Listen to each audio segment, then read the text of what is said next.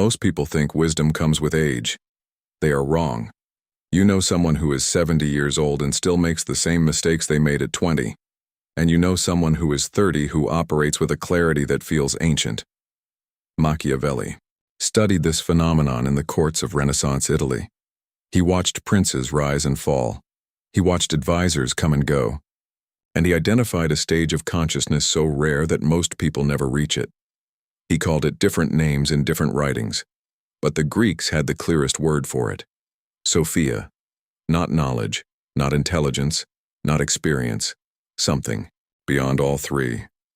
Tonight you learn the 7 signs that you have reached this final stage. But here is what nobody tells you.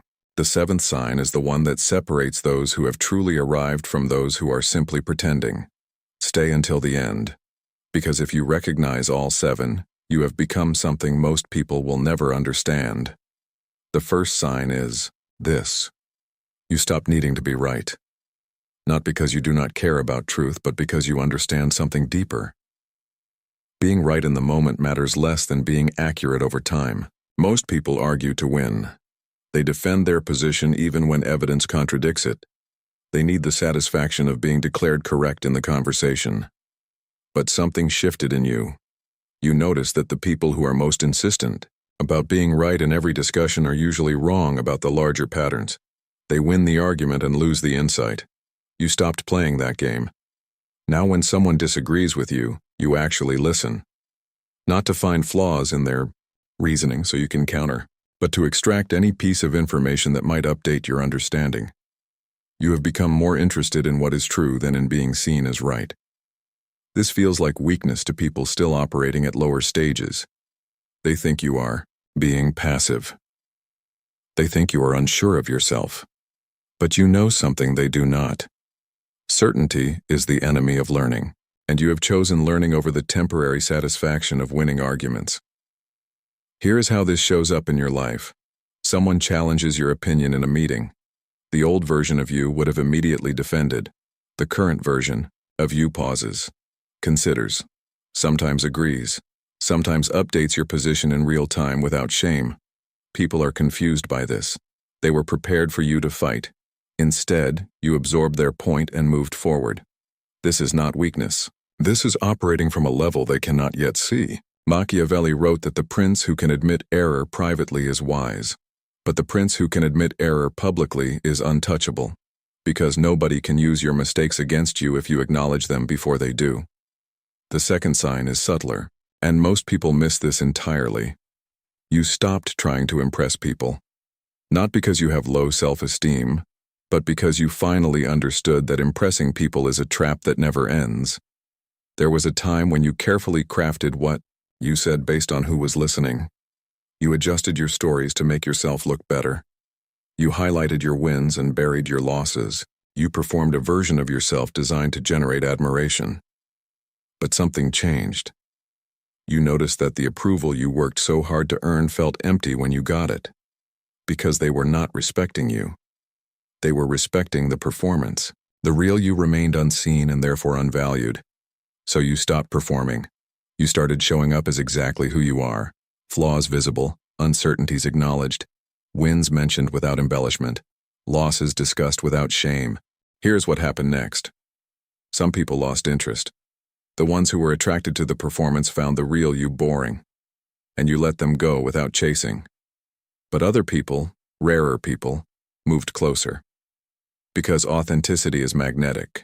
To people who have also stopped performing, you built a smaller circle of deeper connections, and for the first time the respect you received actually felt meaningful because it was directed at the real you, not the performance. This shift is irreversible. Once you stop needing to impress people, you cannot go back to performing without feeling disgusted with yourself. Machiavelli observed that the most powerful advisors in any court were the ones who spoke plainly while everyone else performed. Because the prince knew he could trust their words when everyone else was telling him what he wanted to hear. The third sign appears in how you handle conflict. And this is where it gets dangerous for people still playing the old games. You stopped avoiding conflict and you stopped seeking it. Most people live at one extreme. They either avoid all confrontation because it makes them uncomfortable, or They create conflict constantly because it makes them feel powerful. But you found the third position that most people never discover. You engage with conflict only when it serves a purpose. When someone disrespects you, you do not react emotionally. You assess strategically. Is this person important enough to my goals that addressing this matters? If yes, you address it with surgical precision. If no, you do not even register the disrespect as something requiring response. You have become completely comfortable with necessary conflict and completely uninterested in unnecessary drama. Here is how this looks. A colleague tries to undermine you in a meeting. The old version of you would have either stayed silent and fumed later or fired back immediately. The current version does neither. You make a mental note. You assess whether this person has enough influence to matter. If they do, you address it privately with directness that ends the behavior. If they do not, you ignore them so completely, they might as well not exist. People cannot figure out your pattern. Sometimes you are unmovable steel. Sometimes you are water flowing around obstacles. They cannot predict you because you are not operating from emotion. You are operating from strategy. This makes you dangerous in ways that people who rely on emotional reactions cannot defend against. But here is the fourth sign. And this one separates the people who have reached Sophia from the people who are just well-trained in self-control. You developed genuine compassion for people who have not reached your level yet. Not pity. Not superiority disguised as kindness. Actual compassion born from remembering what it felt like before you understood what you understand now. There was a version of you that reacted emotionally to everything. A version that needed to be right. A version that performed for approval. A version that could not tell the difference between necessary and unnecessary conflict. You remember that version clearly, and when you see other people operating from that level, you do not feel contempt. You feel recognition. That was you. You were them before you learned what you have learned. This compassion changes everything about how you move through the world. When someone attacks you out of insecurity, you do not attack back. You recognize the insecurity, and often you simply withdraw without engaging.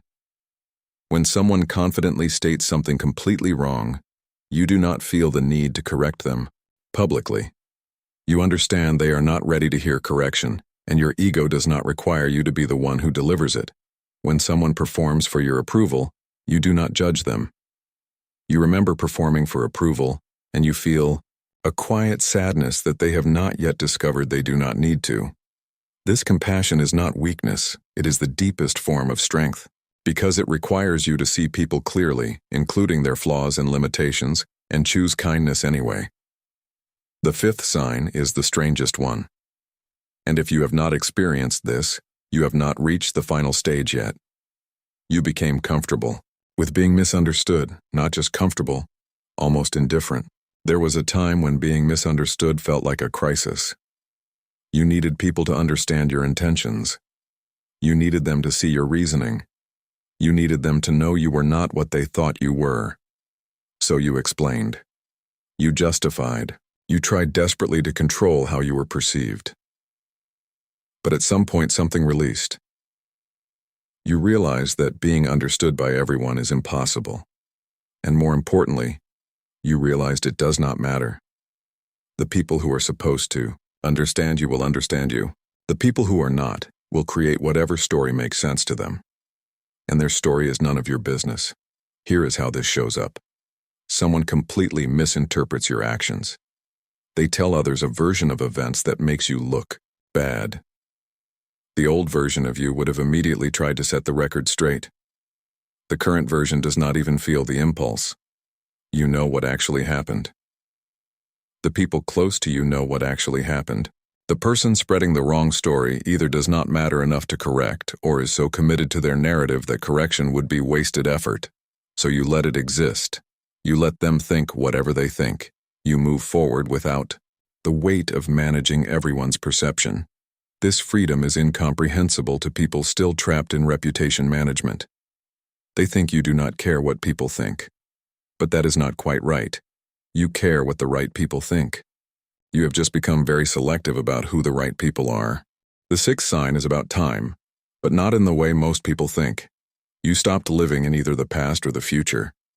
Most people are haunted by what happened or anxious about what might happen. They replay conversations from yesterday. They rehearse conversations for tomorrow. They are everywhere except where they actually are. But you notice something. The past is information. The future is preparation. But neither one is real in this moment. Only now is real. Only now contains the ability to act. So you trained yourself to be completely present. When you are in a conversation, you are fully in that conversation. Not thinking about the last meeting, not planning the next one. Here, now, listening, observing, responding to what is actually happening instead of what you wish was happening or what you fear might happen. This presence gives you an almost unfair advantage. You see things other people miss because they are distracted by their own mental noise. You hear what is actually being said instead of what you expected to hear. You respond to reality instead of your projection of reality. People feel this when they interact with you. They feel seen. They feel heard. And they cannot quite explain why talking to you feels different than talking to most people. It is because you are actually there, fully. Most people are present, in body but absent in mind. You have become present in both. Machiavelli wrote that the prince who sees what is in front of him rules wisely, but the prince who sees what he wishes was in front of him rules briefly. Now we arrive at the seventh sign, the one that proves whether you have genuinely reached Sophia or whether you are simply mimicking the behaviors. You develop the ability to hold contradictions without needing to resolve them. This is the sign most people never reach. The human mind craves consistency. It wants everything to fit into a clean framework. Good or bad, right or wrong, effective or ineffective. But you discovered that reality does not operate in clean frameworks. Reality is messy, contradictory, paradoxical. The same action can be right in one context and wrong in another. The same person can be brilliant and foolish depending on the domain. The same strategy can succeed and fail based on timing. Most people cannot handle this. They need to put everything in boxes. They need their worldview to be internally consistent even if it means ignoring evidence that does not fit. But you stopped doing that. You became comfortable with paradox. You can hold two opposing truths simultaneously without your brain short-circuiting. Power requires compassion. Strength requires vulnerability. Confidence requires doubt. These are not contradictions to you anymore. They are complementary truths. You can be ruthlessly strategic and genuinely kind. You can plan extensively and remain flexible. You can know exactly what you want and remain open to better options. This ability to hold paradox is what makes you unpredictable to people operating from rigid frameworks. They think you are inconsistent. They think you lack principles. But you know something deeper. Rigid consistency is for simple environments. Complex environments require fluid adaptation, and you have become fluid without losing your core. Here is how you know you have truly reached this final stage. You are reading this and you are not keeping score. You are not checking off which signs you have to feel superior. You are not getting defensive about the ones you have not reached yet. You are simply observing with curiosity where you are in the process. Because Sophia is not a destination where you arrive and plant a flag. Sophia is a direction, a commitment to perpetual growth, a willingness to die to who you were yesterday so you can become who you need to be tomorrow. Machiavelli studied princes for decades. He identified that the ones who ruled longest were not the strongest or the smartest. They were the ones who kept learning, who kept adapting, who never became so attached to their current understanding that they could not update it when reality demanded. If you recognized yourself in all 7 signs, you have reached something rare. You have transcended the need to be right. You have stopped performing for approval. You have mastered strategic engagement with conflict. You have developed genuine compassion for those behind you on the path. You have become comfortable with being misunderstood. You have anchored yourself in the present moment, and you can hold paradox without needing false consistency. This is Sophia, the final awakening. Not because there is nothing left to learn, but because you have learned how to learn, and that makes everything else possible. Most people never reach this stage. They die at whatever level they stopped growing. But you kept going. You kept questioning. You kept updating. You became dangerous, in the way that only the truly wise are dangerous.